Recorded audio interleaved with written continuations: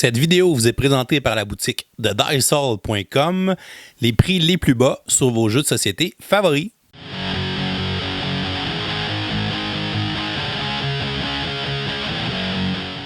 Un board game presque parfait, épisode 1. Aujourd'hui, à notre table de jeu, on déguste une partie de Everdale avec son extension Pearl Brook.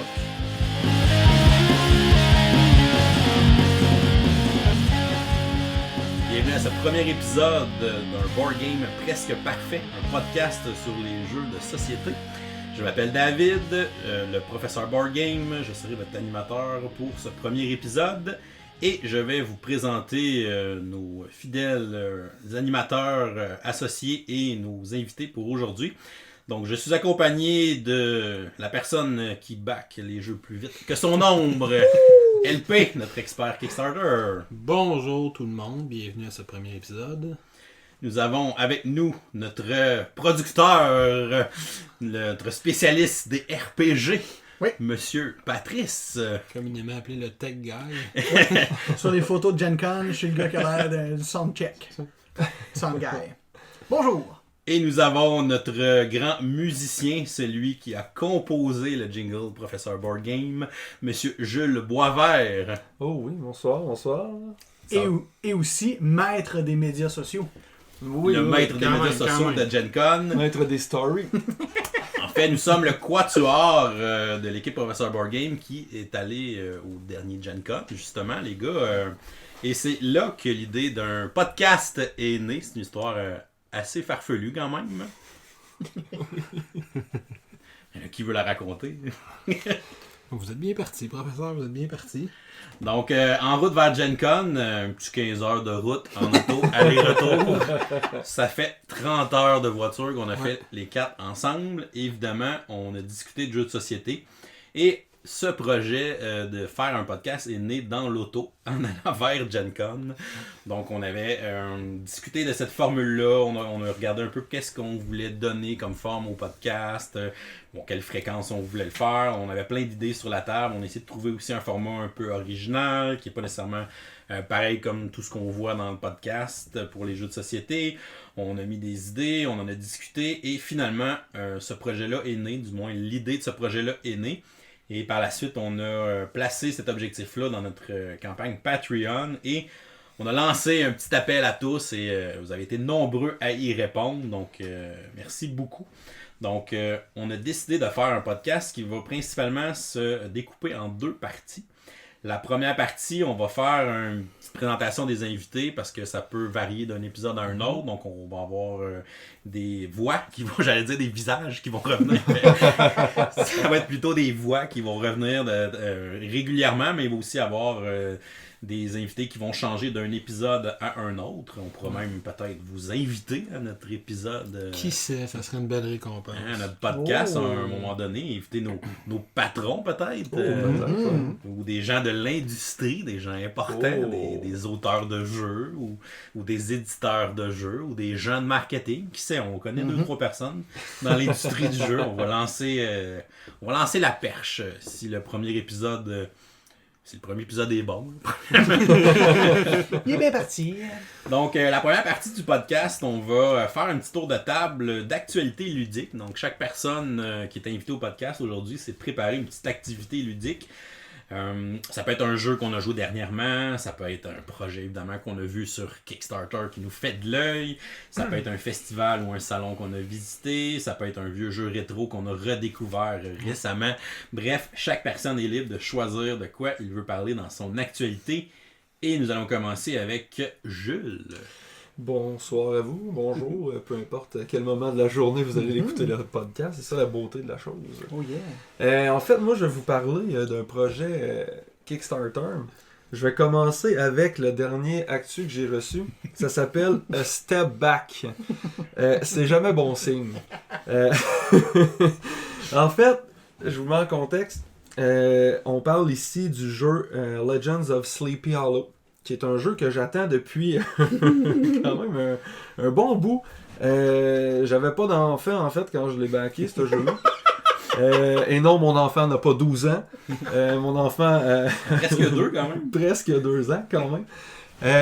Puis en fait, c'est parce que le contexte étant que à ce moment-là, j'écoutais beaucoup la télésérie Sleepy Hollow. Je m'étais remis à écouter aussi le film, qui est un très bon film. Ah, mais le film avec Johnny Depp. Ah ouais, vraiment excellent. Mais la série, est-ce qu'elle existe encore? La fini, série, ils ont tiré à la plug. Ils ont eu le temps de tirer à Ils ont eu le temps de tirer à la plug. Fait que j'étais vraiment un gros hype, là. Classique hype Kickstarter. Fait que, oh mon dieu, Sleepy Hollow, je sais pas, il a l'air de quoi le jeu, mais je le back là. C'est un peu ce qui s'est passé. C'est pas un sentiment que je connais, ça. C'est un peu ce qui s'est passé, puis pour vrai, avec les gameplays puis tout ce qu'on voyait, je me disais, j'allais pas être déçu, puis c'était pas tant cher payé. C'était une campagne quand même qui a ramassé 120 quelques mille dollars en canadien. 1318 contributeurs quand même. C'est sûr que là, il y en a peut-être un petit peu moins. Peut-être qu'ils ont débarqué. Il y a sûrement une gang qui ont débarqué. Parce que dans le fond, dans ce qu'on dit, on était supposé recevoir le jeu livraison prévue décembre 2018. On approche décembre 2019. Ouais. Et là, dans le fameux step back, on comprend que, dans le fond, la compagnie qui fait le jeu, Greater Than Games, s'est rendu compte que le jeu, les règles et tout ça, allaient pas à leur goût. Ouais. Ils se sont comme rendu compte que, dans le fond, ils ont donné le contrat à une tierce partie. Puis il n'y avait pas assez de feedback à leur goût. Les seuls feedbacks qu'ils ont eu, en fait, les gars, vous l'avez vécu à Gen Con. Les seules fois que la compagnie a joué au jeu, c'est dans les conventions, comme David et LP, vous avez joué. Il faut dire quand même, puis c'est drôle dans l'histoire, que moi et David, on a déjà joué à Legend of Sleepy Hollow à Gen Con L'année passée. en 2018. Wow. L'année avant que Jules se joigne à nous pour le voyage Gen Con. Mais dites-vous que Greater Than Games l'ont joué à peu près aussi souvent que vous. Fait que c'est un peu ça qui était la problématique avec ce jeu-là. Donc là, ils ont rapatrié ça chez eux. Ils ont dit, OK, là, on va revoir le rulebook parce que il est compliqué puis ça fonctionne pas à leur goût. Puis eux autres sont quand même, tu sais, ils ont fait des bons jeux, là. C'est pas eux autres qui ont fait Spirit Island là, et tout ça, là. Je veux dire. Oui. Oui. Tu sais, c'est une bonne compagnie, puis ils voulaient pas avoir l'air d'une gang de clowns, je pense, là. Fait qu'ils ont dit, OK, on va ramener ça. Fait que je trouve que c'est une bonne idée, mais ça reste que, oh boy, ça va amener loin, là. Ils l'ont ramené 2 ans après avoir ramassé l'argent. Oui. C'est quand même un long délai avant de se rendre compte qu'il y a de quoi qui marche pas. Très long délai. Puis là, on me dit que ça va arriver dernier quart 2020. C'est encore loin. Mais te rendre compte que tes règles marchent pas puis que ton gameplay est pas bon, une fois que ta production est finie, Ouais, ça c'est marche pas fort, là. C'est pas fort. C'est ça qui est particulier, parce que là, ils vont se servir des composantes qu'ils ont déjà, des cartes, des figurines, des plateaux, des jetons, mais ils vont réécrire des règles autour de ça. Grosso modo, c'est ça. Ils vont garder le cœur du jeu. Exact. Est-ce qu'on sait, parce que tu sais, moi, David, on l'a essayé, on connaît les mécaniques de base un petit peu, est-ce qu'ils gardent les mécaniques de base ou ils changent tout, ils repartent de zéro? En fait, ils vont garder les mécaniques de base de ce que j'ai cru comprendre dans le message, mais tu sais, c'est clair, mais en même temps pas clair. Parce que ça se veut un petit peu politique dans le sens où ils veulent pas trop se mouiller puis ils veulent pas trop perdre. Ouais, toi, justement, là, comme backer, Jules, dans toute cette histoire-là, tu te sens comment par rapport à ça? C'est dur à dire parce que c'est un jeu auquel je tiens, là, j'ai le goût de voir le bout, puis tu sais, les gars, vous l'avez essayé, puis vous avez trouvé ça intéressant, puis je me dis, ils peuvent juste faire le quoi de mieux, j'imagine, en revoyant les règles. Je pense.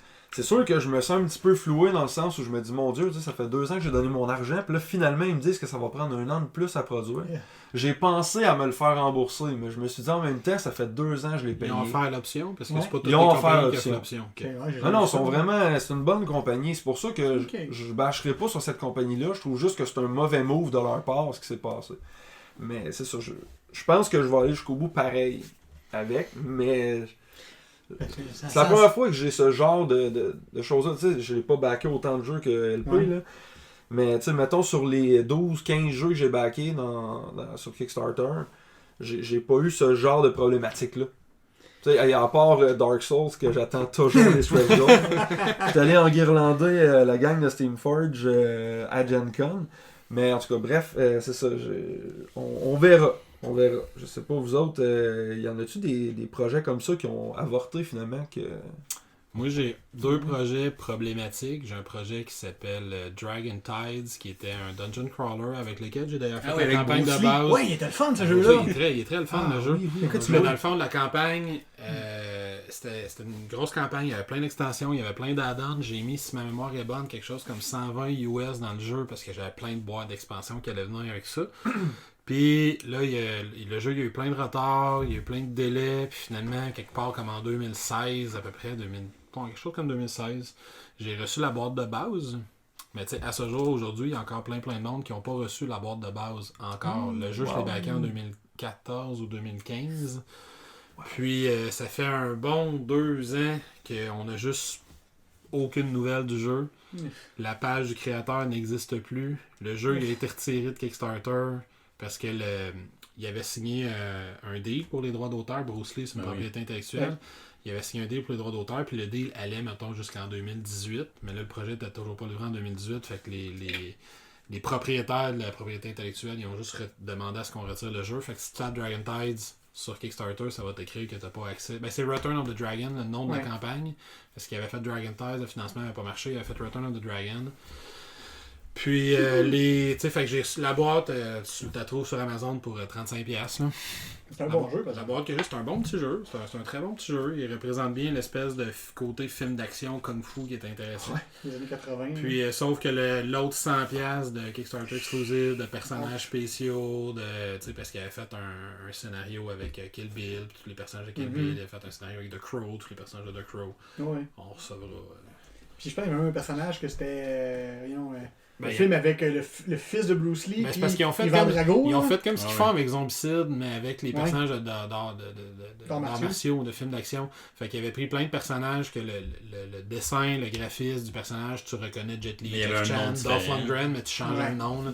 Dolph Lundgren, il s'appelait genre Igor Drago ou Draco, pour dire des trucs comme ça. Fait que tu reconnaissais tous les personnages. Malheureusement, je ne recevais pas. Puis j'ai Demigod Rising, on en reparlera éventuellement dans un autre épisode, que je recevrai.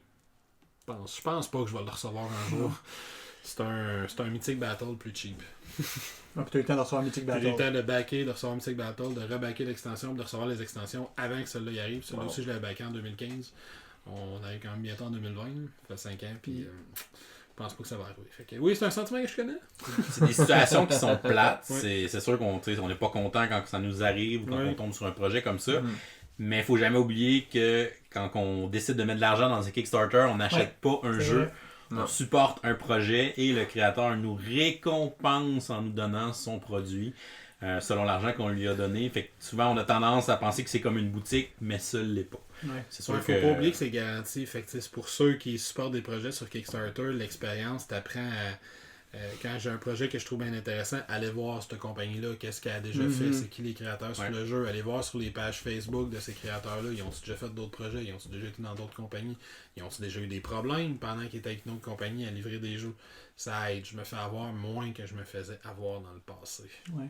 Moi, des fois, je me suis fait avoir sur Kickstarter, c'était pas tant sur les jeux, mais sur des outils de technologie.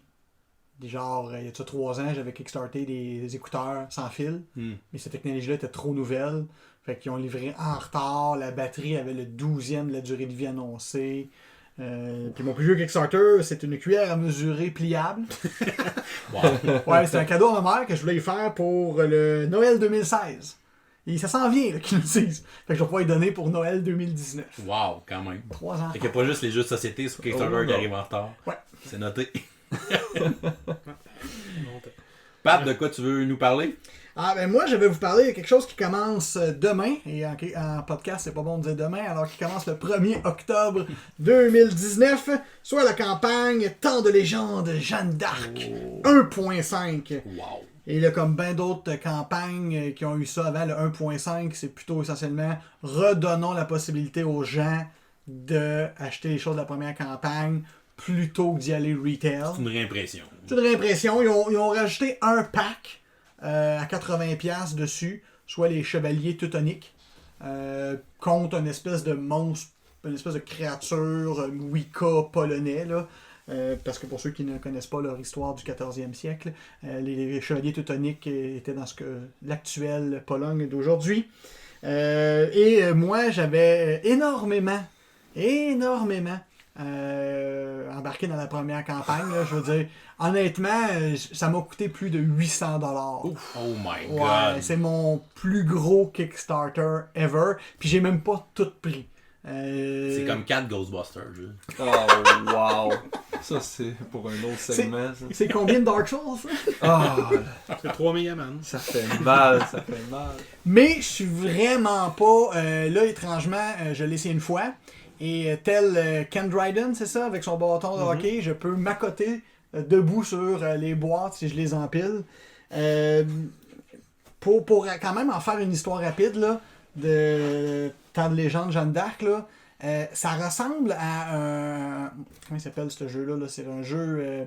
un jeu de Deuxième Guerre mondiale qui était fait par... Mémoire 44. Mémoire 44. Quand tu le regardes, ça a l'air d'un Mémoire 44. C'est Mémoire 44. Tu sais qu'ils se vendent 40$, Mémoire 44. Ouais, c'est ça. Là, tu te dis genre, mais 60 peut-être. qu'est-ce qu'il y a de plus? Moi, j'en veux que je l'ai essayé une fois à date, là, puis quand je l'ai essayé avec un scénario qui... Tu sais, des fois, les jeux te promettent des versions à 3 joueurs, puis quand t'arrives à 3 joueurs, ça finit toujours en kingmaking. Ben, je l'ai essayé à 3 joueurs, puis honnêtement, chaque joueur, dans les 2 derniers tours, avait une chance de gagner. Puis, il n'y avait pas de possibilité de faire du kingmaking. Là. C'était comme, moi, j'ai un objectif, il n'y a que moi qui peux le faire, mais il est en relation avec les autres. C'était pas juste de se taper sa gueule avec nos armées. Non, vraiment pas. Puis ultimement, c'est ça, t'achètes Jeanne d'Arc en pensant que t'as un jeu de guerre, puis c'est ça à, mettons, 60%. Puis là, avec tous les add-ons qu'il y a, t'as plein de nouveaux petits jeux que tu peux intégrer. Il y a même une des expansions que c'est Ars Nova, puis un des personnages, pour ceux qui connaissent le film des années 80, Au nom de la rose, avec Sean Connery qui joue... Christian Slater. Ouais, qui joue William de Baskerville. Ben, il y a une des mini là, qui était comme... C'est William de Baskerville. Ouais, c'est comme, ok, c'est Sean Connery. Puis c'est un jeu où que, finalement, t'es dans une abbaye, puis tu cherches qui a tué. Tu refais le film Au nom de la rose. Puis là, t'es un peu comme... C'est pas un jeu de guerre que j'ai acheté? Dans la boîte village, t'as un jeu de gestion de ressources parce qu'il faut ramasser du bois pour le party du baron. Fait qu'il y a possibilité d'ajouter aux règles, mais si je prends juste le jeu de guerre là, pour l'avoir essayé, ça se joue bien. Ils te promettent un jeu de guerre de 45 à 60 minutes. C'est vrai. T'as pas l'impression de... Maintenant que t'es en train de perdre, tu sais que tu peux revenir. Fait qu'il y a un beau hasard qui balance tout ça. C'est vraiment un achat que malgré qu'il m'a coûté plus de 800$, je m'apprête demain à y réinvestir très très probablement. Un autre 800$. Probablement le 109$ pour avoir les chevaliers teutoniques avec la boîte de Game Trays pour bien placer les jetons. Ça, c'est bien. Parce que comme les jeux de cette nature-là, puis pour ceux Je suis comme... quand même un peu déçu. T'es sûrement capable de monter au moins à 200. Ben, il me manque les anges puis les démons, là, je Il pourrais me semblait peut-être... qu'il y avait quelque chose. Mais comme tous ces jeux-là, puis comme Mythique, là, tu t'en conviens comme moi, c'est le fun. C'est sûr qu'on parle d'argent. Ils sont le fun, ces jeux-là, mais un jeu qui prend plus de temps à mettre en place qu'à jouer, moi, j'ai un problème avec ça. Fait que quand tu m'offres une option de couper significativement le temps de mise en place, pour moi, c'est pas une option. Là. Comme je dis, il prend 1 heure pour mettre... Quand on l'a essayé, là, la game a duré 1h15. Ça a pris presque... Rien n'était classé dans mes boîtes, là, mais ça m'a pris presque 2 heures à mettre en place le jeu. Hey boy. Ouais, avec là, avec un bon classement, on va être capable de mettre ça rapidement. Fait que moi, c'est ça, je réinvestis dessus. Avec les frais de livraison, tout, je vais sûrement être pas loin du 1000$ là-dedans. Ah, parce que ça vient de l'Europe. Ouais, mais ils font faire en Chine, puis c'est la Chine qui te l'envoie. C'est Mythic Games qui fait ça. C'est Mythic Game, mais... Qui est anciennement associé avec Monolith. Là. Ouais, c'est ça. Ils se sont séparés juste après... Justement, au moment de la première campagne. Ouais. La première campagne a commencé sous les 2 noms, puis elle a fini juste sous Mythic Games, je crois. Mais je pense que, même qu'en guillemets, se sont séparés, je pense qu'ils ont des bonnes relations, parce que quand tu regardes c'est qui les créateurs, ils se donnent des conseils, ils se passent des sculpteurs de figurines. Donc, je pense qu'il y a une collaboration. Là, je connais pas leur structure. Puis aussi, Leonidas. Leonidas Vesperidas. C'est lui qui dirige la campagne en français. Là. Moi, je vous le dis, là, à chaque jour, il fait un Kickstarter. Il fait un live, là. Puis moi, pendant que je travaille, je le mets. Ce gars-là, il est tellement enthousiaste. Je l'avais connu parce que c'est lui qui supervisait aussi la campagne de Mythic Battle. Je trouvais ça d'ailleurs assez épique que le gars qui supervise la campagne de Mythic Battle s'appelle Leonidas. Juste ça. C'est assez épique. C'était épique. Il est vraiment écœurant. Il est super en train. Je vais être honnête, là, si ça n'avait pas été de son entrain dans la première campagne, j'aurais probablement pas mis 800$ là-dedans. Là. J'ai embarqué. Fait que je sais pas si je le recommande. Moi, je le recommande, mais tu sais, à la base, c'est un jeu de guerre. Donc, c'est un jeu de stratégie. Mais il joue rapidement. Puis il y a beaucoup aussi de de sculptures qui sont des bâtiments, des murs de Oui, châteaux, c'est des vrai, Il y a tours. beaucoup d'accessoires. C'est Ouais. c'est le Des fun. maisons, des Parce buissons, que des arbres. tu peux réutiliser des ça. calices. Bon, si tu joues à du Warhammer ou Exact. des trucs comme ça, tu peux réutiliser ça. Juste Dans, du RPG. dans une game de c'est Donjons ça. Dragons, de Game of Thrones, on a exactement. des châteaux, on peut faire de quoi de très cool comme bataille. Fait que tu sais, c'est sûr que c'est pas perdu si tu fais ce genre de loisir-là en plus que tu fais. Que toi, tu Ouais, fais. c'est ça. Mais effectivement, moi, en mettant 900$, c'était pas juste pour le jeu. J'ai une game de Game of Thrones, puis là, les joueurs sont sur le bord de Parce la que, mais pour le fun, t'as combien de games de RPG qui roulent là? 6. Je pense que t'es DM dans chacune. Non, il y en a une que je gagne pas. Deux. Tu que DM juste 5 games. Parce que je me Tu rappelle. t'en au viens moment- large, je trouve. Je me rappelle au moment où t'as backé justement John of Arc, puis là t'avais dit ah ouais, tu sais, je le back puis j'ai mis beaucoup d'argent, mais il y a une portion de cet argent-là qui va aller pour les games. Ouais. Fait que tu sais, ça vient éponger un peu dans le sens où tu sais, c'est quand même de quoi que tu vas réutiliser. Ouais. Puis en plus, si le jeu il est intéressant, parce que je connais un petit peu ton style de jeu aussi, plus on se connaît, fait un bout déjà quand même qu'on se connaît. Puis tu sais, ce que je me rends compte surtout, c'est que toi, t'aimes pas ça, savoir qu'après un tour de jeu, ben je peux plus rien C'est ça. faire, puis ma game est finie, ça c'est ce que t'as eu le plus. Puis Ouais. je comprends, je veux dire, personne aime ça. Puis il y en a quand même pas mal des jeux qu'après un tour de jeu, tu regardes ça, tu fais comme bon, ben il me reste 2 heures Ouais. à regarder, regarder ça aller 2 heures puis à perdre. Fait que je suis content que tu dises qu'à la fin, tout le monde a autant de chance. Ouais, Fait que ouais. ça, c'est Ouais. quand même très positif. Là. Il se Parce que balance le bien. matériel est quand même beau aussi. C'est des petites Ouais. figurines. Les autres, c'est du 8, quasiment du 10 mm. C'est du 16 mm. 16 mm. Mais une figurine habituelle, normalement, si on va plus dans le Warhammer et compagnie, là, Du 28-32. c'est du 32. Ouais. Fait que 16, ça veut dire La moitié plus petit, Ouais. moitié moins large. Ouais, Fait que ça, pour ça ceux peut qui dire- aiment peinturer, Ça doit être ça tough. devient un défaut parce que justement, à peinturer, c'est très petit. Ou à l'inverse, tu En vas même temps, juste t'as y pas aller- besoin de mettre autant de détails. Tu C'est ça. n'essaieras pas de faire la couleur des yeux avec une figurine de cette taille-là. Exactement. Tu y vas plus genre sur le shading, les couleurs générales, l'armure, puis tu vas se faire un Ouais. peu les détails. Puis toi, professeur, Moi, les gars, vous le savez, je suis un peu le globe-trotteur ludique au Québec. là. Je me promène un peu J'aime ça. partout. Je fais la tournée des pubs. Je vais dans beaucoup d'événements, des salons, des choses comme ça. Puis dernièrement, il y a quelques semaines, je suis allé à Québec au Delirium Delirium. ludique. Un petit événement. Ben non, c'est rendu un gros Ouais. événement. C'était déjà sa 2e année. Et c'est un événement qui a accueilli 315 joueurs, Quand en même. plus de tous les bénévoles, de tous les animateurs qui étaient là. Donc c'est quand même de quoi d'assez gros. C'est devenu, je pense, un incontournable pour la région de Québec. Le Delirium ludique, c'est une fin de semaine de jeu. C'est vraiment une convention de joueurs, qu'on peut appeler. C'est un endroit où on peut aller coucher, on peut être hébergé, nourri. On a des différents forfaits. On peut payer ce forfait-là pour rester toute la fin de semaine, loger, nourri sur Puis place. c'est très abordable, me semble, de ce que tu me disais. là. C'est pas si cher que ça. Je pense que c'est comme 160, 170 pour ta fin de semaine. T'es logé, Logé, nourri, tous nourri. tes repas. Ah, C'est le fou, nourri. ça. Ah, Non, ok. c'est ça. C'est vraiment pas cher. Il y a des jeux à la tonne. On a le Delirium a une bibliothèque de jeux de quasiment 1000 jeux. Wow. En plus de tout ce que les compagnies vont amener, il y a des commanditaires qui sont sur place. On a Luma qui ont une salle dédiée à eux avec leurs nouveautés.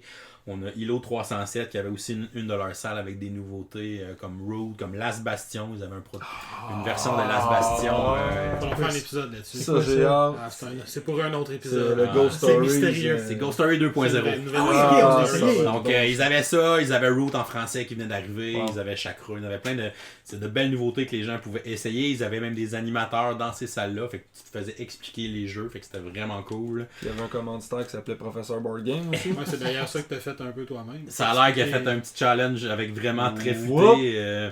Donc, j'ai joué à vraiment très futé tout le samedi après-midi, là, de 1 à 5 et demi, si on veut. Et bon, j'ai pas perdu de game, j'ai gagné toutes mes games, mais j'ai surprenant. rencontré des gens super le fun, ça a été vraiment des belles parties. C'est des gens bon, qui sont de nos abonnés, qui nous suivent depuis longtemps, puis là, avait l'opportunité de venir partager cette partie-là avec moi, je leur expliquais le jeu, on jouait la game.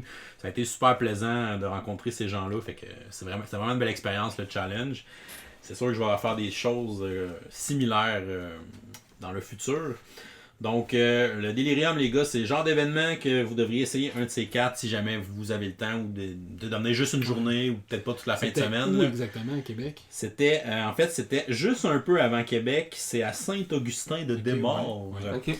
au campus Notre-Dame de Foix. Donc, c'est un genre de campus, un cégep ou un collège, là, je sais pas trop. Fait que c'est vraiment comme des résidences. T'sais, nos chambres sont. J'étais comme au 4e étage, puis tu descends au rez-de-chaussée, puis c'était les salles de jeu. Là. Fait que c'est dans la même bâtisse. Fait que ça, c'est vraiment le fun. Puis les repas, c'est comme une cafétéria. Fait que tu changes de pavillon, là, tu marches 3 minutes et demie dehors. Tu arrives dans l'autre pavillon, il y a la cafétéria pour tous les repas. Puis ta chambre est en haut, fait que c'est vraiment le fun. C'est ouvert, il n'y a pas d'heure de fermeture. Là. Fait que tu peux gamer jusqu'à 5h du matin si ça te tente. Puis t'as levé à 8h, puis il y a du monde qui sont en train de gamer déjà. Là. T'as pas 15 heures de route à faire. C'est ça, c'est pas si loin que ça. Au Québec, ça se fait bien. C'est 2h15 à peu près pour nous autres. Ça me solide. Puis non, c'est ça. Fait que, encore super trippant. J'ai essayé un paquet de jeux. Puis ce qui est le fun là-bas, c'est que tu peux emmener tes jeux, oui, il y en a, mais tu peux emmener les tiens. Puis, mettons, tu te dis, toi, Pat, t'aimes ça, Battlestar Galactica. Là. C'est comme, t'amènes ton Battlestar, là, tu te mets sur une table. Là, tu prends un petit ballon jaune, là, ça veut dire genre looking for player. Là. Puis là, il y a des gens qui s'approchent. Hey, moi, j'aimerais ça jouer, ou ça fait longtemps que j'ai pas joué. Le monde s'assoit, il embarque, puis on joue une game. T'as le goût de jouer une game à Eclipse à 8. T'emmènes Eclipse à 8, ça dure 8 heures. Tu vas trouver du monde pour jouer à Eclipse à 8, à Twilight Struggle, Twilight Imperium. Bref, il y a des gens qui font des super gros jeux parce que justement, c'est des jeux qui n'ont pas la chance de sortir nécessairement chez eux. Fait que dans un événement même, tu sais qu'il va y avoir des gamers hardcore qui vont vouloir jouer à ces jeux-là. Fait que ça, c'est le fun pour les gens, puis c'est ça qui est vraiment cool dans un événement comme ça. Moi, j'ai joué comme à Edge of Darkness. Là, on s'est installé, on a joué à Edge of Darkness. Le monde venait voir. Puis, ça, c'est une Simon, ça? Non, c'est ça. Un jeu là, avec c'est un jeu avec les cartes de type Mystic Veil dans un worker placement, deck building commun. La boîte est aussi grosse que Gloomhaven. La boîte est exactement la même taille que Gloomhaven. Bref, j'ai joué à autant des jeux gros comme ça qu'à la fin de la soirée, jouer à genre des jeux de party avec les gars des 2Games. Puis on a eu super gros du fun. Donc, super belle fin de semaine. Je lève mon chapeau aux organisateurs. Donc, Jeff Savoie et Nathalie Gagnon, sa conjointe. Donc, encore une fois, super organisation. Tout était vraiment à coche. C'est clair qu'on va retourner faire un tour l'année prochaine. Ça se tient. Deuxième fin de semaine de septembre à peu près, là, autour du 15. Autour de la fête à Jules, mettons. Là. C'est un beau cadeau de fête, ça. Ouais. On prend des notes pour l'année prochaine. On prend des notes. On a des témoins. LP? Ah oui, c'est vrai, je vais parler. T'es en train de backer des jeux, là, c'est quoi? Moi, dans mon cas, l'actualité principale, c'est un petit, oserais-je dire, un petit jeu. C'est un jeu qu'on trouve présentement sur Kickstarter. Au moment où on enregistre, c'est-à-dire le 30 septembre, il reste 3 jours à la campagne, donc ça va finir le 2-3 octobre. C'est un jeu qui s'appelle The Isofarian Guard. J'ai aucune idée si je l'ai bien prononcé. C'est un jeu de type campagne narratif qui se joue spécifiquement à 1 ou à 2 joueurs. C'est probablement sa plus grosse particularité. Les figurines sont même déjà préconstruites parce que c'est un type de jeu narratif où tu ne choisiras pas ton personnage en début de partie. Tu vas dire la première campagne, ce sont ces deux personnages-là qui font partie de la campagne. Fait qu'il y a un tank puis un archer, par exemple, dans la première campagne. Dans la deuxième campagne, c'est un prêtre puis un voleur. Puis dans la troisième, c'est je sais pas quoi, un machin. Fait que tu vas chercher des classes relativement classiques, mais tu vas construire ta classe toi-même au fur et à mesure que tu avances la campagne. C'est toi qui vas décider comment il évolue, etc. Puis les 3 campagnes, narrativement, c'est particulier parce que les 3 campagnes qui viennent avec le jeu de base racontent des histoires qui se passent de façon simultanée. Ils sont pas en succession, fait que c'est comme si tu vois 3 points de vue différents de 3 groupes d'aventuriers différents qui sont impliqués dans les mêmes intrigues, dans les mêmes événements en même temps. Fait que je trouve que ça a un aspect narratif qui est très intéressant. J'aime beaucoup les mécaniques que le jeu propose qui me font penser un petit peu à celles que j'avais essayé quand j'avais essayé le jeu Trudvang Legends de Simon. C'est-à-dire que tu as du backbuilding avec de la progression de personnages, puis là c'est des grosses chips de poker de type, un peu comme les jeux de chip theory game qui viennent bâtir ton back. Fait que les jeux de backbuilding, il n'y en a pas énormément. C'est vrai. Il y a Orléans, le petit plano. Automobile. Puis c'est aussi mixé avec un côté narratif. Mixé avec du narratif. Charlatan, Belcastel, puis Master of the Galaxy, ce grand classique. On peut l'oublier, celui-là. On peut l'oublier. Mais bref, il n'y en a pas énormément. Puis en plus, c'est dans un jeu qui est coopératif. Puis les deux personnages sont même tellement intrinsèquement liés qu'ils sont sur la même figurine, sur la même miniature. T'as le même socle avec les deux personnages qui sont sur le même socle. Un peu comme Frodon et Sam, pour ceux qui ont déjà joué à la Guerre de l'Anneau, qui sont deux figurines sur le même socle, fait qu'ils se séparent pas pendant la partie. Là. Même si tu joues à deux... Même si tu joues seul, tu contrôles les deux personnages. Tu joues les deux personnages. Puis t'as une espèce de grande map que tu vas explorer, il y a plein d'éléments narratifs. Et ça vient avec une app. Et contrairement aux autres jeux narratifs, l'app te narre tout, te raconte tout. C'est un peu comme si tu avais un scénario de Gloomhaven, mais l'introduction, c'est un acteur, un voice actor là, qui te lit l'introduction. Puis tu as du bruit autour. Puis ça coûte, puis la campagne, elle coûte un 100 US à peu près pour avoir le jeu de base, plus l'app. Puis en tout cas, on dit que c'est une 30aine d'heures de jeu pour la campagne de base, avec l'extension qui monte à 110 US. Là, on a une extension de plus qui se rentre, puis on a un playmat qui remplace le plateau pour ça. Intéressant. Je me connais assez pour savoir si c'est celle-là que je prends. Là, t'hésites encore. En fait, là, au moment où on se parle, si je donne toutes ces informations-là, je sais pas tout ça par cœur, c'est parce que je suis sur la page, puis là, je suis plus sur la page parce que je suis rendu sur la page de back. Fait que là, moi, je suis monsieur All-In, fait que All-In. On continue.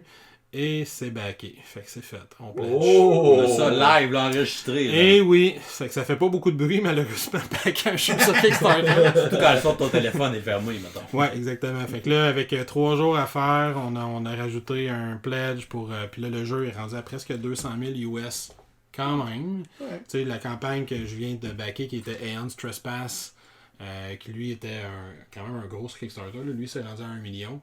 Que je viens de backer, fait qu'en backer un plus petit tout de suite après. Puis c'est deux jeux de type campagne narrative. Je sais pas quand je vais jouer à ça. Ouais. mais en même temps, 30 heures, c'est quelque chose que tu pourrais faire avec ta femme durant l'été. Oui, parce que moi, faut préciser que moi, je suis chanceux. J'ai une blonde, j'ai une femme qui aime beaucoup gamer à certains types de jeux, entre autres les jeux coopératifs. Puis elle est assez gamer, c'est avec elle que j'ai fait la campagne complète, dois-je le dire, de Gloomhaven. J'ai quand même un fait assez... je connais un bon fait d'armes. Tant de gens que ça qui ont terminé la campagne de Gloomhaven parmi ceux qui ont le jeu. Fait que moi, j'ai pu la compléter avec ma douce moitié. Fait que probablement que là, un jeu narratif qui se joue spécifiquement à deux, Gloomhaven, c'est tout en anglais. Fait qu'elle était aussi à l'aise que moi en anglais, ça sera pas un problème pour elle. Elle l'a tout fait. Fait que... Isofarian Guard... J'ai quasiment plus hâte de le recevoir qu'Aeon's Trespass qui m'a coûté déjà comme le double. Tu peux annuler Aeon's Trespass finalement. Non, le pledge est fini. Ça finissait aujourd'hui avant que j'arrive. J'étais là, je faisais non, c'est fini. Fait que là, c'est les deux ou juste Aeon's Trespass. Puis je voulais vraiment Isofarian Guard. J'ai regardé une vidéo d'1 heure de gameplay hier pour être certain de. 1 heure. Ce que je faisais. Ouais. Ben, c'est parce que la personne qui faisait la vidéo, c'est juste un combat en plus. Là, puis probablement que. C'est parce que si t'expliques pas ce que tu fais au fur et à mesure que tu le fais, probablement que le combat dure 15 minutes. Mais là, c'est qu'à chaque fois. Fait que là, je pige tel jeton. Là, je pige le jeton, je le mets sur cette carte-là pour activer tel pouvoir. Là, ce pouvoir-là me donne tel jeton, tel jeton. Là, je mets le jeton dans le sac de. C'est comme un gameplay explicatif. Ouais, puis il le refait. C'est comme si à chaque fois qu'il faisait la même action, il réexpliquait toute l'action qu'il fait au complet pour être certain qu'on s'y perde pas. Fait que tu sais, la 4e fois que. C'est comme si à Everdell, la 4e fois que tu vas sur la case qui te donne 2 cartes puis un point de victoire, c'est bon, là je vais sur la case qui donne 2 cartes, c'est un point de victoire. Là je prends mes 2 cartes, je regarde les 2 cartes, je monte les 2 cartes à la caméra, je prends un point de victoire. Fait que la vidéo est très très long pour ça, mais ça permet d'avoir une excellente vue du gameplay, là, qui est le backbuilding, l'aspect que je trouve le plus intéressant. Parce que contrairement, je sais pas, Trotvanks, jusqu'où il va aller, j'ai joué juste un démo, mais contrairement à Trotvanks, c'est que si un ennemi m'empoisonne, c'est une cheat particulière de poison qui va aller dans mon sac, puis ça va se déclencher quand je vais la piger pendant mon tour, si je fais un effet week-end. Il y en a un qui est un tank, fait que quand il protège son allié, il va mettre des chips de défense dans son sac, puis là, quand je les pige, ça va déclencher des pouvoirs de défense spéciaux, parce que c'est l'autre qui me protège. Fait que, puis en plus, vu qu'il est construit spécifiquement pour ces deux personnages-là, le combo entre les deux personnages, il est fait pour fonctionner. Tu peux pas changer. Ils ont des synergies. Ils ont des synergies qui sont faites pour aller ensemble. Fait que ça, je trouve ça super intéressant, fait que c'est sûr que tes deux bonhommes vont aller ensemble. Mais tu pourrais-tu faire, tu disais qu'il y a comme 3 campagnes? Ouais. Donc tu pourrais-tu en faire genre une avec ta femme, une avec Dave, puis une avec moi, mettons? C'est quelque chose qui pourrait sûrement se négocier. On jase, là. Je dis pas que tu veux le faire, mais tu sais, mettons exemple, justement, t'as comme... Oui, les 3 campagnes sont liées entre elles par le fait qu'ils se passent dans le même monde puis ils sont en même temps. Mais une fois que tu as terminé une campagne, quand tu pars l'autre, tu repars à 9 avec 2 nouveaux personnages. Puis les personnages sont pas interchangeables. Dans la campagne, il y en a certains qui le critiquaient. Je veux prendre qui jeu.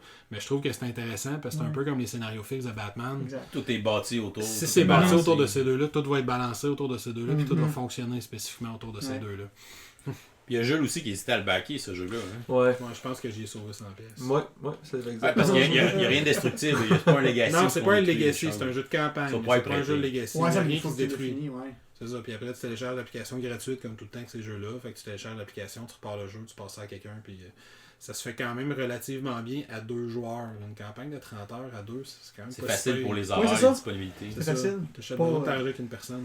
Faut dire, hey, Surtout si t'habites avec, ça aide. Là. La seule raison pour laquelle j'hésitais, en fait, c'est parce qu'on en a tellement entrant, tu sais. De toute façon, probablement que ton Sleepy Hollow va arriver avant ça.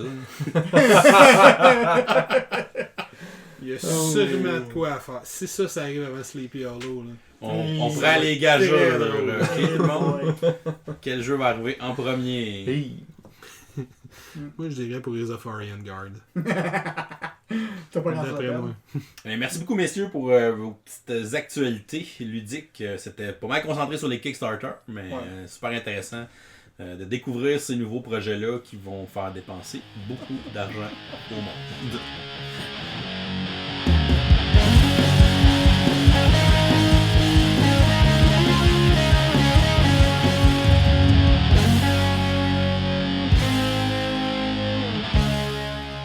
Et maintenant, bienvenue dans la deuxième partie. Dans la deuxième partie, on va toujours vous présenter un jeu en particulier. En fait, on se rencontre pour jouer une partie complète de ce jeu.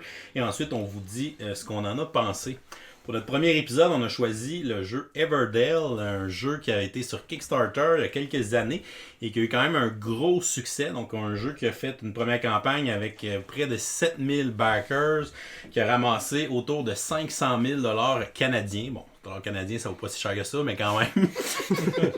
Il y a ensuite eu une extension l'année dernière qui a eu 8000 backers et 600 000 $ de ramassés. Et on a présentement, au moment où on enregistre, il reste 72 heures à la campagne pour le deuxième et le troisième extension qui a 1,1 million de ramassés avec près de 10 000 backers qui devrait l'atteindre son 10 000 backers dans les dernières heures. Donc un jeu qui fait quand même pas mal de buzz, un jeu publié par Starling Game en 2018 de l'auteur James Wilson. C'est un jeu qui joue 1 à 4 joueurs. On a donc un mode solo. On pourrait en parler, mais on ne l'a pas essayé. Non. À 4, ça va moins bien, les modes solo. Les parties, on nous dit de 40 à 80 minutes. On en reparlera tantôt. Ça aussi, c'est un jeu de placement d'ouvriers avec des éléments de tableau building, un petit draft de cartes au centre de la table, gestion de ressources. Fait qu'un jeu un peu plus dans les jeux euro. Donc, Everdale, on vient de finir notre partie qui a duré 2h30 là, après avoir eu les explications. Donc, on commençait avec LP. Qu'est-ce que tu en as pensé? J'ai aimé ses mécaniques. L'extension amène quelque chose, je pense, qui est intéressant. J'ai jamais essayé sans l'extension, évidemment. Ouais, c'est vrai, on a joué avec On l'extension. a joué avec Pearl l'extension qui s'appelle Pearl Brook, où on rajoute des perles, puis il y a un crapaud qui se promène, puis qui va à différents lieux sous-marins pour ramasser des ressources aussi. Mais je te dirais que faudrait peut-être que j'essaie à moins de joueurs, mais son plus gros défaut pour moi à date, c'est sa longueur. C'est long à embarquer dans mon engine building. T'sais, j'ai l'impression qu'il part très très très lentement, puis là, un moment donné, ça explose. Alors, on est à la fin de la partie, mais en même temps, ce bout-là dure très longtemps.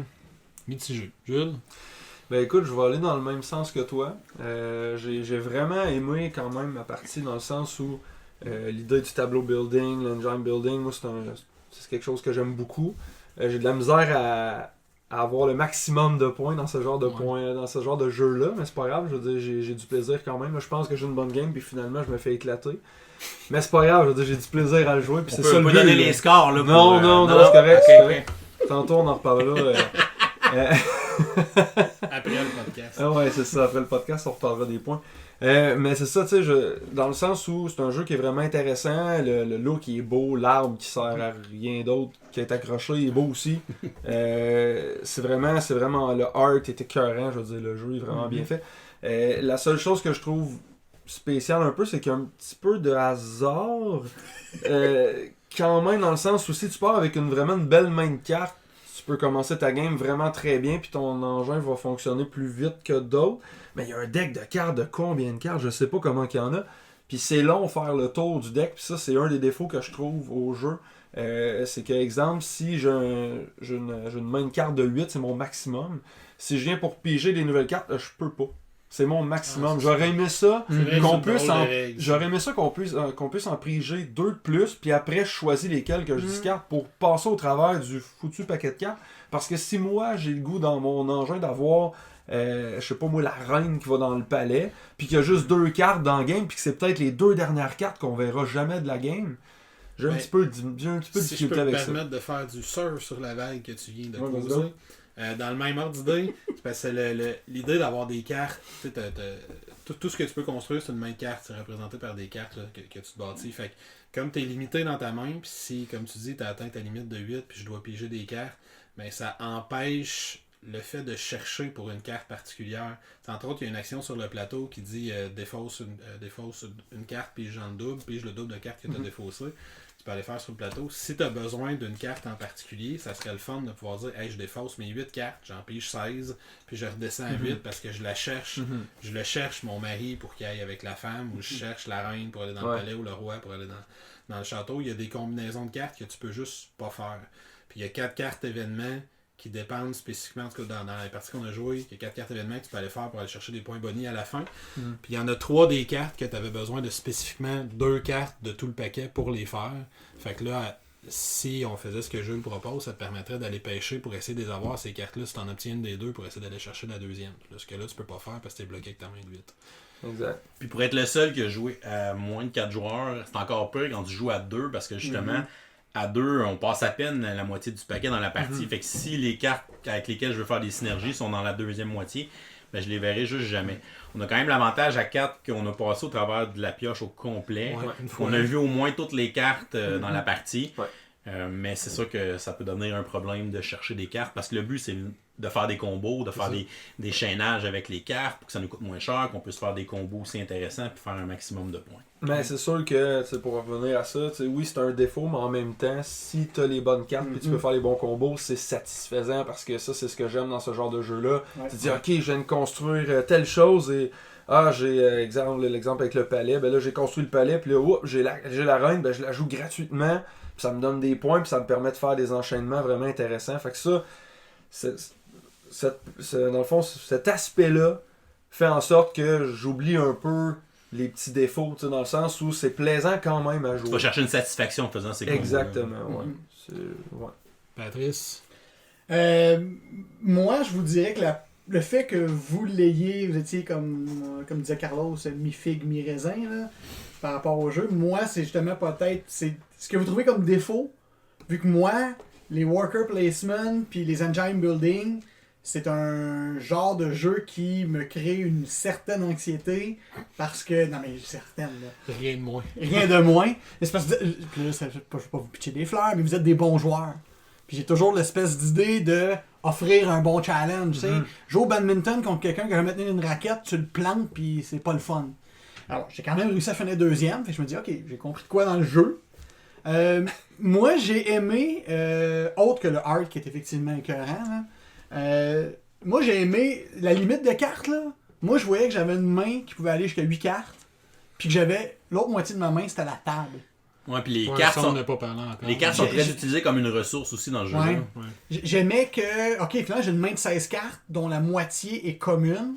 Puis là c'est comme oh, puis ces cartes-là arrivent. Là, je vais-tu faire la wife tout de suite ou elle peut la faire, mais il l'a pas fait. Ok, j'attends un autre tour. Puis je comprends ce que vous dites, puis je suis d'accord, c'est vrai que ça serait le fun de monter à plus haut puis de redescendre. Puis que peut-être ça aurait été intéressant qu'il y ait plus d'options pour pouvoir augmenter la end size limit. Ouais, parce que là, on a vu dans toute la partie, je pense, C'est une avec carte. l'expansion. Une carte C'est une carte d'extension. d'expansion qui Ouais. permet de monter ta limite. Puis il faut que tu aies des Avec le perles. nombre de perles, Ils sont tout pas ça. Puis faciles à les aller perles, tu chercher. peux aller en chercher 3, puis peut-être 4 maximum dans le game. Je pense que David, il y en a eu 4 au total dans la partie. Puis je pense 4, 5, peut-être. ouais. Moi j'en ai eu Parce 4. que tu as construit quatre, l'espèce de merveille à 3, puis tu as Ouais. construit au moins une carte spéciale. Ouais, ils sont durs à aller chercher les perles. Comment qui s'appelle les adornments. Ouais, les petites décorations. Ouais. Fait que ce côté-là, oui, donc il est beau. Pour moi, ce genre de jeu-là, justement, c'est difficile pour moi d'optimiser. Mais on dirait que justement, le fait de. Je pouvais difficilement optimiser parce que justement, l'optique, c'est de faire des combos. Mais en même temps, tu n'as pas vraiment de grande manière en début de game de savoir si tes combos vont fonctionner. Tu fonces un peu dans le vide. Puis moi, en tout cas, un tour sur 2, Jules me faisait de quoi que j'étais obligé de comme, ok, fuck! J'étais obligé de changer la manière que je fais mon ça, tour. Pour moi, c'est justement peut-être une des choses que j'y reproche un peu. Tu sais, un peu comme Gilles l'a dit tantôt, ta main de départ, c'est extrêmement aléatoire. Qu'est-ce que tu vas pouvoir faire? Tu sais, moi, j'ai été super chanceux au début. J'ai commencé avec une carte qui était le château, qui coûtait énormément de ressources à construire.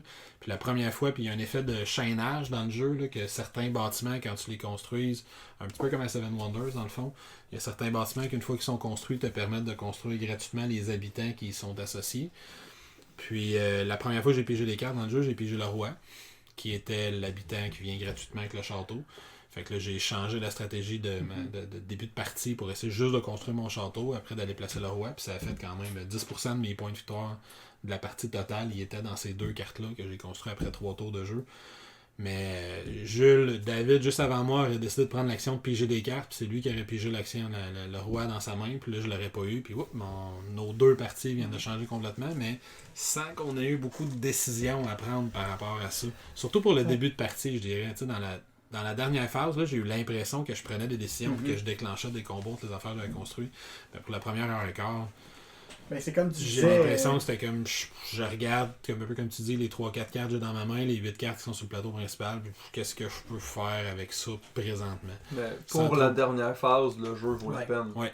ben c'est ça, c'est que finalement Mais c'est comme si la première phase était trop. Ouais, mais- Non, pars plus ben loin. moi je le vois comme en 2 phases. Pendant 3 tours, tu montes un début d'engin, puis t'as un tour d'engine Pour le building déclencher. finalement. Ouais. Puis peut-être qu'il faudrait l'expliquer comme ça. On va jouer 4 tours, Peut-être. mais c'est en 2 phases. 3 premiers Mais- tours, vous allez vous commencer à vous bâtir, puis le 4e, là, vous le faites David fonctionner. pourra le dire, mais j'ai l'impression qu'il chaîne plus si t'enlèves au moins un joueur. Peut-être plus. Mais c'est sûr qu'il y a beaucoup de luck of the draw, dans le sens que oui, la main de départ peut avoir une influence, oui, ce que je vais piger va avoir une influence. Mais je pense qu'au final, le jeu va quand même nous offrir pas mal d'options, de choix. On a beaucoup de manières de défausser des cartes, d'aller piger des cartes. Fait que, tu sais, on va se concentrer sur un objectif à court terme. Ok, je veux bâtir lui. Après ça, ok, je vais essayer de trouver un bâtiment qui va fitter avec telle autre carte. Puis là, je vais me débarrasser des autres cartes pour pouvoir justement faire un roulement. Fait que je pense que c'est un jeu qui offre quand même une belle adaptation. On n'aura pas notre stratégie toute la partie là, dès notre main initiale. On va chercher 1 ou 2 éléments. On va commencer avec ça tranquillement. Puis après ça, je pense qu'on va essayer de s'adapter avec ce qu'on va piger, ce qui va sortir aussi au centre de la table. Fait que ça, pour moi, je pense que c'est quand même une de ses petites forces. Là. Le fait qu'il faut que tu t'adaptes, ouais. Ça vient chercher d'autres skills. C'est pas juste l'optimisation, c'est l'adaptation. Tu sais, le mime, là.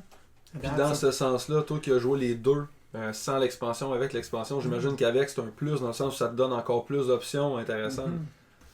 Effectivement, ça rajoute quelques petits éléments. C'est pas des éléments qui sont nécessaires nécessairement pour une partie.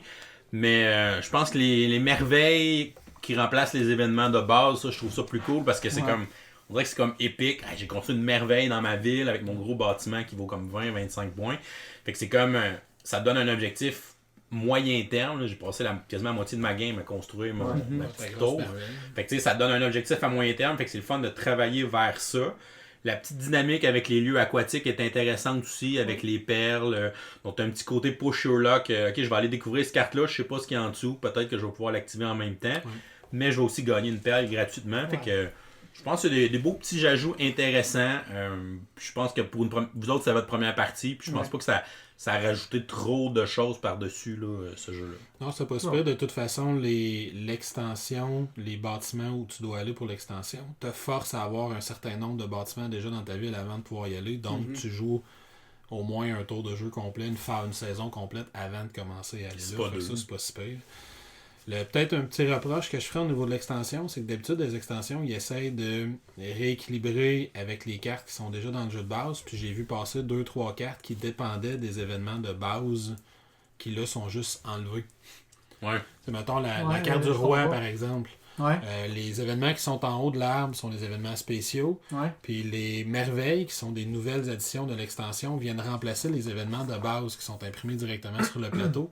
Puis par-dessus ces événements de base-là, on rajoute une espèce de petit plateau où on va mettre les merveilles. Mais il y a certaines cartes, entre autres, je pense au roi que j'ai vu passer, puis j'en ai vu une autre qui avait la même mécanique. Qui avait rapport avec Qui ça. score en fonction des événements de base qui réussissent à marquer. Fait que là, dans l'extension, il perd... La carte perd de la valeur. Pas qu'il devient mauvais, il donne quand même des points, mais il perd de sa valeur.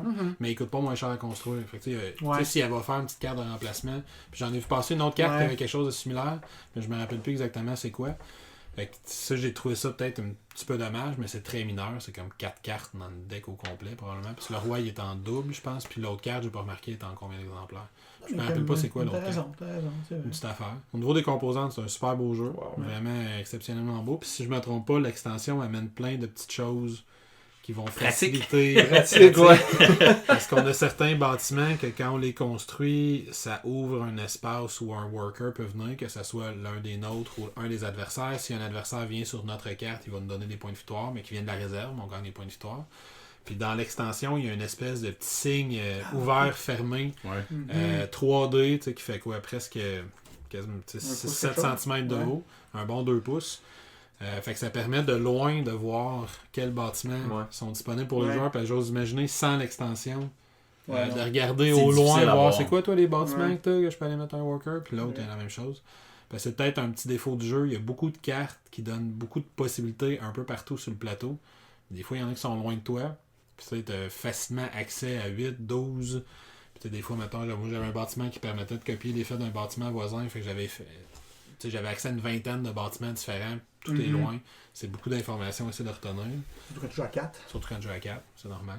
Mais sinon, au niveau du matériel, c'est vraiment un jeu super. Il y a l'arbre. Il est très beau. Parce qu'il y a un arbre 3D au bout du plateau qui sert à mettre 4 cartes dessus. Ou à s'enfarger dedans. Hein. Moi, je trouve passes ça ton beau. temps à Je trouve s'accrocher. que ça met de l'ambiance. Du panache. Oui, c'est c'est ça. Beau. Oui, c'est beau. Mais là aussi, il faut le dire, parce qu'on joue sur une grande table de gaming faite pour ça. Si on joue sur une table avec cuisine normale, il y a quelqu'un qui est derrière l'arbre. Ouais, c'est ça. Faut que Tu joues des 4 côtés. Ouais, c'est ça, faut que tu te mettes les 4 au bout de la table, c'est en avant de Fait que toi. lui, il voit rien sur le plateau. Ça doit être fatiguant. Mais sinon, c'est super beau, là, des composantes. Mais Everdell, comme beaucoup de Kickstarter, on en a entendu beaucoup parler dans les dernières années, quand il est sorti à Gen Con, quand on est allé il y a 2 ans, là, c'était comme un des gros hits du salon. Puis, c'est toujours la première chose que les gens disaient. Hey, ce jeu-là, c'est vraiment beau. Les composantes, ça a l'air vraiment beau. Le visuel, c'est vraiment beau.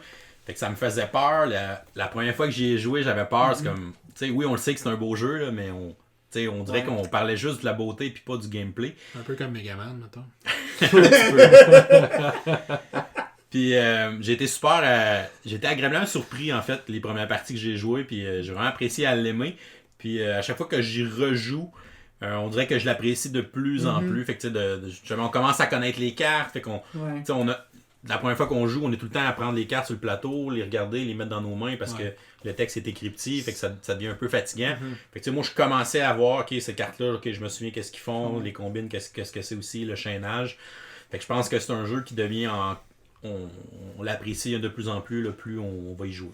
C'est clair que la deuxième game, elle va être beaucoup plus vite. C'est sûr que probablement que la qu'une première. deuxième partie, tu es capable de couper un bon 45 minutes. Probablement, je pense, pour une partie à 4. Là. Ouais. On serait capable de couper au moins une demi-heure, voire 45 minutes à la partie, un peu comme tu dis, juste de polir les cartes. Il y a plusieurs cartes que je me rappelle qu'est-ce qu'ils font si je joue, disons, dans les 3 prochaines semaines, là, pas dans 6 mois. Probablement que je me rappellerai de beaucoup de cartes, beaucoup d'effets de combos. Est-ce que ces cartes-là changent ou c'est toujours les cartes mêmes? Parce que je pointe dans un podcast, c'est pas une bonne idée. Ceux de l'expansion. Les cartes de l'expansion. Non, il y en a d'autres. Là. On va en mettre 4 au hasard, 2 citoyens, 2 lieux. Puis il y en a 10 de chaque. Fait qu'on en a juste 2 de chaque par partie. Fait qu'on a encore une fois une petite rejouabilité avec ça. Les cartes de forêt aussi, n'oubliez pas que c'est mis au hasard. Il y en a ajouté dans l'extension. Les cartes d'événements, il y en a des nouveaux aussi. Dans le fond, c'est comme si dans le worker placement, il y a une dizaine ou une douzaine de spots qui sont toujours les mêmes, mais il y en a 4 dans le jeu de base qui changent d'une partie à l'autre. Puis dans l'extension, les 4 nouveaux lieux changent d'une partie à l'autre. Les événements spéciaux changent d'une partie à l'autre. Les monuments, c'est toujours les mêmes dans l'extension? Les merveilles, les 4 merveilles, c'est tout le temps les mêmes. Avant, c'était les 4 événements de base qui étaient tout le temps les mêmes aussi. Fait qu'il y a quand même beaucoup de choses qui changent de partie en partie. C'est intéressant d'avoir fait ça dans ce style de jeu-là, justement, pour avoir des nouvelles actions, découvrir des nouvelles stratégies. Fait que ça, je pense que c'est aussi une de ses forces là, pour la rejouabilité. Hein. Puis moi, je dirais que pour parler, genre, justement, rejouabilité pis temps, pour en revenir à ce que vous disiez, Louis-Philippe et Jules, c'est sûr que pour un jeu qui part avec autant de hasard, puis qui arrive à la fin, le hasard se mitige, là, 2h30 pour un jeu de hasard, c'est un peu long. Comme tu dis, deuxième game, on le coupe de 45 minutes, mettons. Ça commence à rentrer en dedans de 2 heures. Ouais. Ce jeu-là, là, tu me dis qu'on le joue en 1h30, mettons qu'on est 3, justement, là. Ouais. Mais la deuxième phase, du jeu où justement on est plus dans le engine puis tout ça, ça vient un peu mettre ça de côté dans le sens où on regarde au niveau des points, on enlève ma game. Là. On regarde, moi c'est parce que j'ai perdu un tour complet pour une règle que j'avais mal comprise. Hein. Mais si on enlève ça, il n'y a pas gros d'écart de points. On peut nommer les 3 premiers. Il y a 4 points. Ouais, il va. LP a eu 77 points. Pat 78. Et c'est moi qui ai gagné avec 81. Fait que c'est quand même assez serré, juste quelques points d'écart. Puis c'est parce que tu m'as bloqué une carte à 2 moves de la fin. Parce que sinon, là, qui m'a fait comme perdre 2 points. Ouais, puis j'aurais pas surprenamment, d'autre tu sais. Mais en même temps, je viens de remarquer, je n'avais pas remarqué pendant la partie, mais je m'étais enorgueilli à essayer de ne pas construire de monument. Moi, je pouvais construire ça au dernier tour. Ah oui. Le dernier petit monument, point qui traîne là. Oh, il est faisable pour un peu tout le monde. Une ressource de chaque, 2 perles. Oui. Ah oui. Mais tu sais, je perdais 2 points de perte. Je suis pas sûr à quel point ça avait fait une différence. Parce Ouais, que mon t'aurais peut-être gagné architecte, 3-4 points. Hein. mon architecte, c'est ça. Mais c'est 4 points d'écart. Je sais pas à quel point ça avait fait une différence. Mais oui, c'est extrêmement serré comme partie. C'est sûr que les 12 points de Jules en dernière place, pas écœurant. Il va s'en reparler, Il a quand même eu plus que 12. Mais aussi, ça veut rien, mais moi je trouve que le pirate que tu as fait en début de game, avec le bateau pirate, si on avait, comme tu sais, si on avait bien compris la carte, tu me dis que ça n'aurait peut-être pas fait un si gros écart que ça, mais c'est juste, au lieu de perdre 4 cartes, tu aurais maintenu le nombre de cartes dans ta main, tu aurais influencé les décisions Ce qui s'est d'après. passé, c'est que Jules et les autres joueurs autour de la table, au moment où ça s'est passé, on avait mal compris l'effet d'une carte. Ça fait que Jules a joué 4 cartes et au lieu de repiger 4 cartes pour les remplacer, il est resté avec une main vide. Fait que dans ce jeu-là, c'est une main vide. Il va falloir que tu envoies un ouvrier aller à un endroit qui te permet de piger 2 cartes, puis un autre ouvrier quelque part ailleurs qui te permet de défausser une carte en piger 2 autres, des trucs comme ça. Puis comme au début de la partie, il a fait ça en début de partie, puis au début de la partie, on a quoi, 2 ouvriers pour commencer? Ouais. Ça a coûté mon cours. Ça a coûté une saison complète se replacer de cet événement-là. Parce que 4 cartes, c'est Parce la qu'on l'avait même. mal compris. S'il y avait eu ces 4 cartes, il y aurait eu d'autres possibilités de jouer son tour. Puis ces 4 cartes, c'est la moitié de ta main maximum, là. C'est gros, Oui. là. Oui. Fait que dis-toi que ça compte pas ton score. Il y a 2 nouvelles extensions qui étaient sur Kickstarter dernièrement. Ça a l'air d'être des extensions un peu modulables. Donc, chaque extension ont plusieurs modules qu'on peut décider d'inclure un ou plusieurs modules qui vont racheter des boards autour, en bas, ou en haut de l'arbre. On a l'espèce de festival. Deuxième expansion qui est sur Kickstarter? Deuxième et troisième. Ok, je pensais que l'expansion c'était Deux et pas un trois. book. Je me trouvais Book, bien c'était cool. l'année passée. Ok. Non, parce que il était sur Kickstarter il n'y a pas si longtemps, en fait. Ça, c'était la boîte qui tombait. Il y a une des extensions qui s'appelle Spirecrest Mountain, là, où on fait une espèce de randonnée dans une montagne où il y a des dangers, on fait des genres d'aventures ou des quêtes. Donc on peut rencontrer des aventuriers et tout ça. Donc ça a l'air quand même intéressant côté thématique. Y a-tu comme un gros modèle de Je sais pas s'il y a une montagne? montagne en 3D comme l'arbre. Il pourrait la mettre en face de l'arbre. Puis la deuxième extension, ça s'appelle, c'est la foire, là, ça s'appelle Bell Fair, qui est comme la foire pour fêter le 100e anniversaire d'Everdale. C'est qu'on va enlever l'arbre, puis où ce que l'arbre, on va avoir une foire qui va être là. Puis encore une fois, ça va rajouter différents modules, différentes choses qu'on va pouvoir faire. Et quelque chose que je suis pas sûr que c'est une bonne idée, un 5e et un 6e joueur. Ben là, rendu là, tu le sais que c'est une game qui prend 3 heures. Ouais, mais faut que tu joues, Mais tu sais, si tu la prennes de ton bord, tu sais, avec des petits tout à groupes. fait. Ou puis là, probablement tu joues que à tu as six. peut-être moins d'ouvriers, ou il y a peut-être une. peut-être. Il faut que ça diminue, sinon ça va prendre 6 heures à jouer. Ah oui, ouais. Ou Ben, t'as à moins que mémorisé tu le joues, camp. tu sais, vraiment avec des gens, tous des gens qui ont déjà joué, là, peut-être qu'il y a quoi à faire. Là. Mais en même temps, ça, c'est le genre d'affaire que tu mets pour un Kickstarter. Ah oui, je vais vous pitcher un 5-6e joueur. Personne n'utilise anyway. Ou peu, ouais, c'est ça. C'est juste mettre du matériel. Puis que c'est le monde a relativement demandé. Ouais. Puis ce qui est le fun, les gars, avec cette nouvelle campagne Kickstarter, Everdale est maintenant disponible en français. Ça, c'est Oh, cool. yeah. Donc, il a ça, été c'est traduit en intéressant. français. Je sais que beaucoup de nos abonnés l'avaient demandé justement quand C'est j'ai quand fait même un jeu qui a beaucoup de texte. la vidéo des règles. Ouais, Effectivement, beaucoup de texte sur les cartes. Donc Ouais. maintenant, il va être disponible en français avec la nouvelle campagne. Ça fait que c'est une excellente nouvelle pour Ouais. ceux qui voudront se le procurer. Parce que comme tu dis, LP, plutôt que d'y aller avec des symboles, ils ont été avec du texte. Puis moi, je regarde mon donjon là, qui est là, il y a un paragraphe. Là. Ouais, mais il y a beaucoup de cartes que, tu sais, juste le Pirate Ship, c'est quand Ouais, même ben, 4 c'est lignes ça. de texte. Mais le pirate qu'on a mal compris, justement. Ouais. Puis tu sais, c'est pas parce qu'on est poche en anglais, là. Il y a un prof d'anglais parmi nous. Là, Ah oui?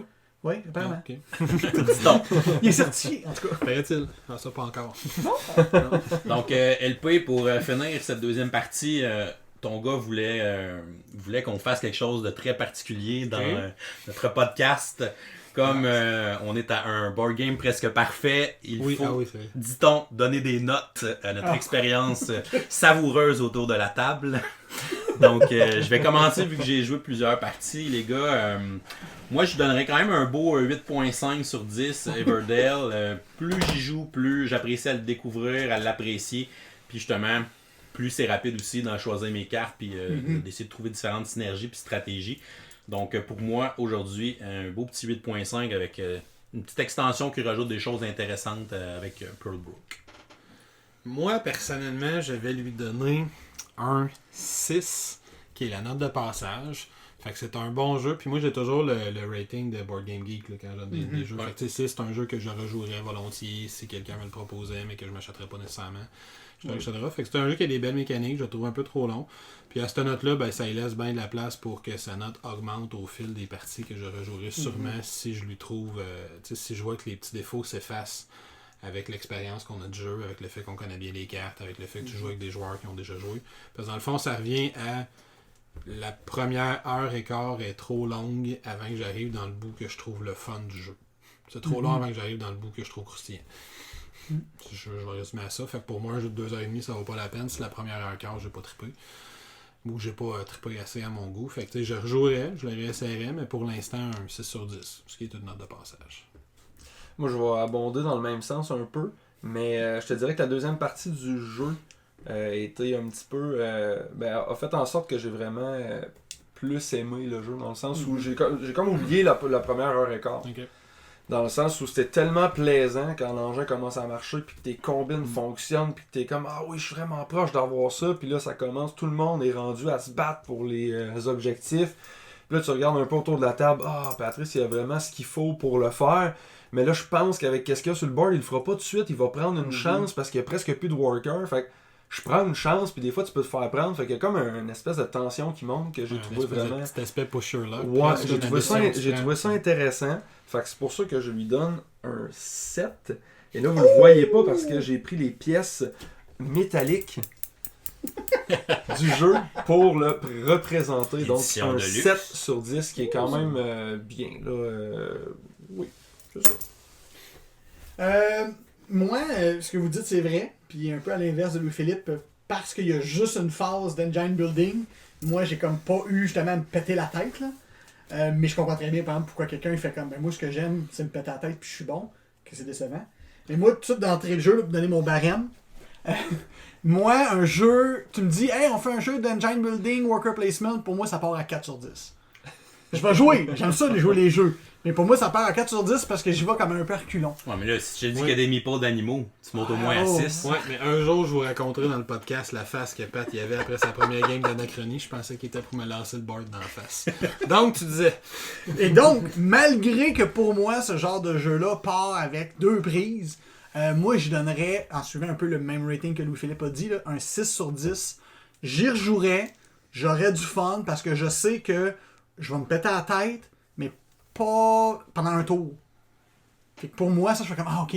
Fait que c'est... Puis, je vois que ça finit juste pareil. Fait que pour moi, ça me rend plus... on a plus envie de jouer au jeu, justement, cette notion-là. Mais peut-être, effectivement, pour des gros gamers, ouais, je me dirais, non, man, rien là, sort Anachronie, puis c'est parce qu'en même temps, il faut préciser, en tout cas, dans mon cas, c'est un rating de quelqu'un qui possède, comme David, comme Jules et Pat, qu'on possède énormément de jeux. Ouais. Si j'avais 4 worker placement chez nous, il figurerait très bien parmi ces 4-là. Pas vous justifier. C'est un bon worker. C'est correct, là. Non, mais 6 sur 10, comme tu dis, c'est une note de passage. Puis quand tu regardes la moyenne sur Board Game Geek, là, ouais, puis c'est pas 6 ou 7. Là, c'est après la première Board partie Game aussi. Geek, Là. Ouais, oui, mais ça m'intéresse que ça monte avec le temps. Exact. Mais pour l'instant, c'est ça, 6 sur 10. Donc aujourd'hui, à un board game presque parfait, Everdell se mérite une note moyenne de 6.9 sur 10, messieurs. C'est quand même. Donc quand même un succès, une belle soirée passée autour d'Everdell avec son extension, un Pearl Brook. Donc un grand merci LP. Ça fait plaisir. Jules. Yes. Patrice. Toujours un plaisir. Merci pour ce premier épisode de notre nouveau podcast, messieurs. Très content d'avoir passé la soirée avec vous. On va inviter nos auditeurs à nous laisser des commentaires sur ce premier épisode. Donc, laissez-nous des commentaires. Vous pouvez nous donner des suggestions de jeux aussi que vous aimeriez qu'on discute ou qu'on essaye dans nos prochaines soirées pour nos prochains épisodes d'un board game presque parfait. Donc, on va vous souhaiter une excellente bonne fin de soirée. Vous pouvez nous suivre évidemment sur notre chaîne YouTube, Professeur Board Game. Vous pouvez aussi nous suivre sur Facebook, Twitter ou Instagram. Et vous pouvez venir nous encourager sur notre campagne Patreon. On voudrait d'ailleurs souligner le grand effort de tous ceux qui nous supportent sur Patreon, qui nous ont permis d'atteindre notre objectif de 400$ par mois pour justement faire naître ce projet de podcast avec de l'argent métal. Donc un énorme merci à tous ceux qui nous supportent financièrement. Donc un grand merci du fond du cœur. On vous aime beaucoup. On a hâte de gamer avec vous et de vous revoir dans des prochaines soirées. Donc on vous souhaite une excellente fin de journée et continuez de gamer. Ciao! Salut! Salut! Salut! Salut!